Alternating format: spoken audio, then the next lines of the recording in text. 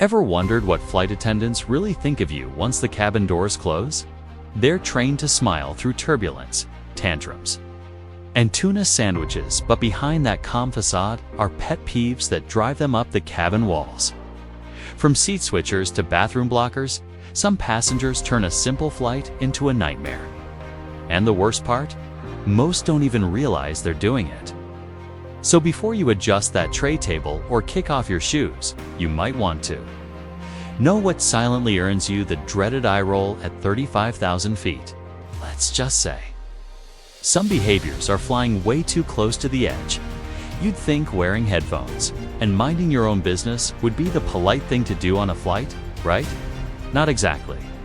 One of the quickest ways to irritate a flight attendant is by disappearing into your own world during service. Picture this. The cart is rolling down the aisle. They've got 100 drink orders to remember, and when they get to your row, you're locked into a movie or pretending not to hear them. That simple pause slows everything down.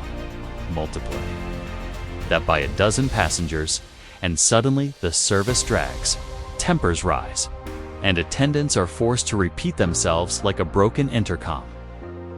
They're not asking for deep conversation, just a little acknowledgement.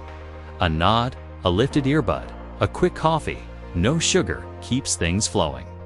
What most passengers forget is that in-flight service isn't just about snacks, it's a safety routine too.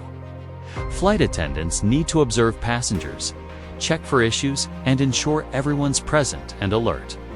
When you ghost them mid-service, it's more than a social hiccup, it's a breakdown in protocol. So the next time you're deep into your playlist or binging that drama series, remember, pulling off one ear cup might earn you more than a drink. It might earn you the crew's silent respect. Boarding a plane might seem like a simple process line. Up, find your seat, stash your bag. But for flight attendants, it's a timed operation with zero room for chaos. And nothing throws that process off faster than passengers who treat the boarding window like a personal errand break.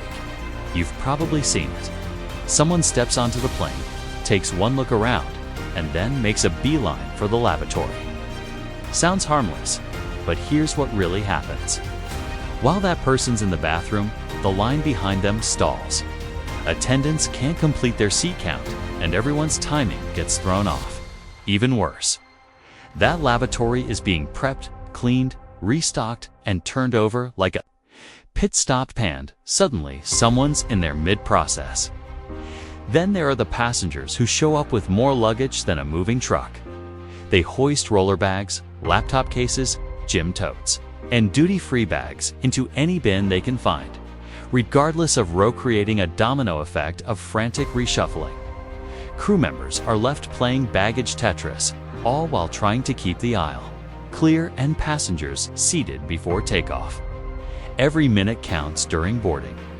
So when you use that time to run to the bathroom or claim every overhead bin like it's your own, you're not just delaying the plane, you're setting the tone for a stressful flight.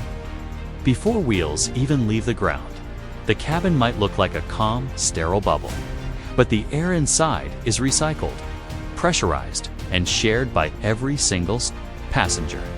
That means whatever smell you introduce into that sealed tube instantly becomes everyone's new reality. One person cracks open a tuna sandwich, and suddenly row 14 smells like a seafood market. Another slips off their shoes to reveal socks that have clearly seen too many airport miles. And the result is a silent suffering shared by the entire cabin crew. Flight attendants might not say anything, they're trained to stay professional, but the winces and deep breaths give it away. And it's not just food or feet. Heavy cologne, reheated leftovers, nail clipping, and even brushing hair in your seat turn personal habits into public offenses. It's easy to forget you're in a confined space with strangers, but that's exactly why courtesy matters more here than anywhere else. The cabin crew can't open a window or light a scented candle to fix it. They just have to push through.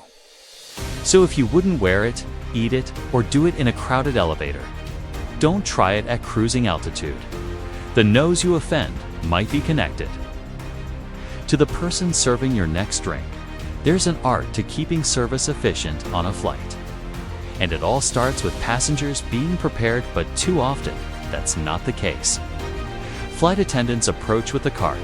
The menu's been available for over an hour, and somehow the moment they arrive, that's when someone decides to start reading it. Or worse, they look up blankly and ask, "So, what do you have?"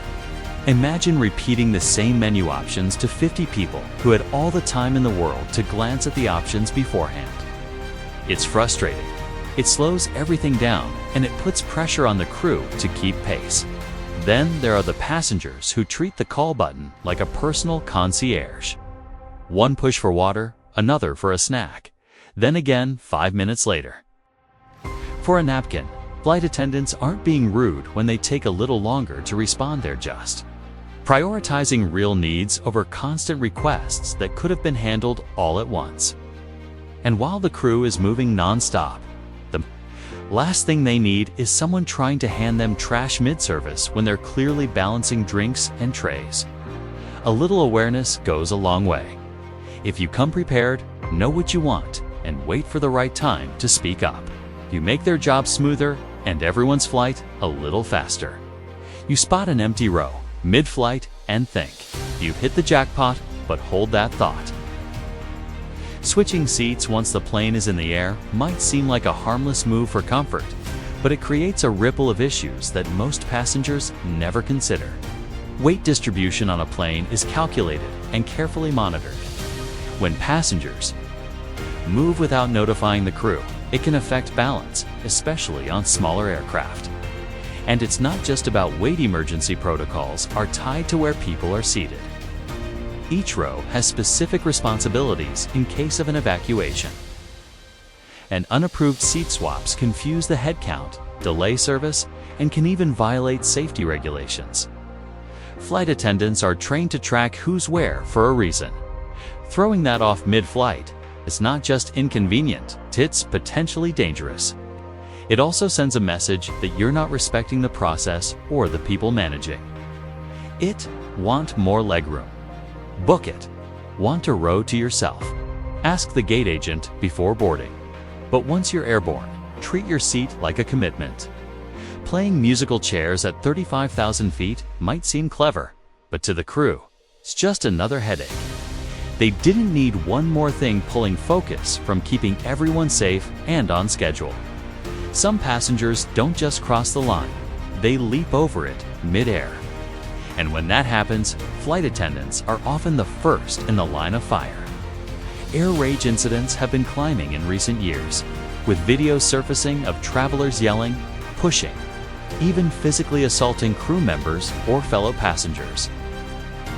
One viral moment showed a woman yanking another passenger's hair and spitting during a seat dispute, an altercation so intense the flight had to be rerouted.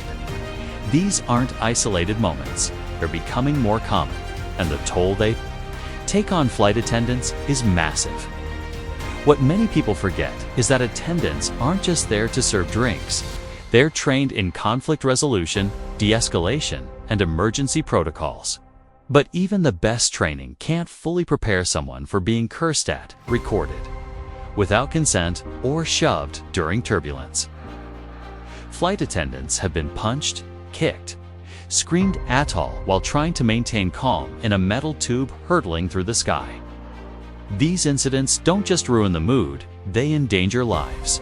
That's why airlines have tightened policies and banned passengers mid-flight for aggressive behavior. If you think being a bit loud or confrontational is no big deal, think again. On a plane, one outburst can trigger a chain reaction no one signed up for. Flying doesn't have to be a battle of wills at 35,000 feet. The little things, acknowledging the crew, packing smart, keeping smells in check, and following simple rules make a big difference. For flight attendants juggling safety, service, and sanity, respectful passengers are the ones who stand out in the best way. So next time you board, skip the chaos and travel like someone who gets it. Because behind every polite smile is a human being just trying to make your flight safe and smooth. And trust us, They remember who made their job harder and who actually made it better.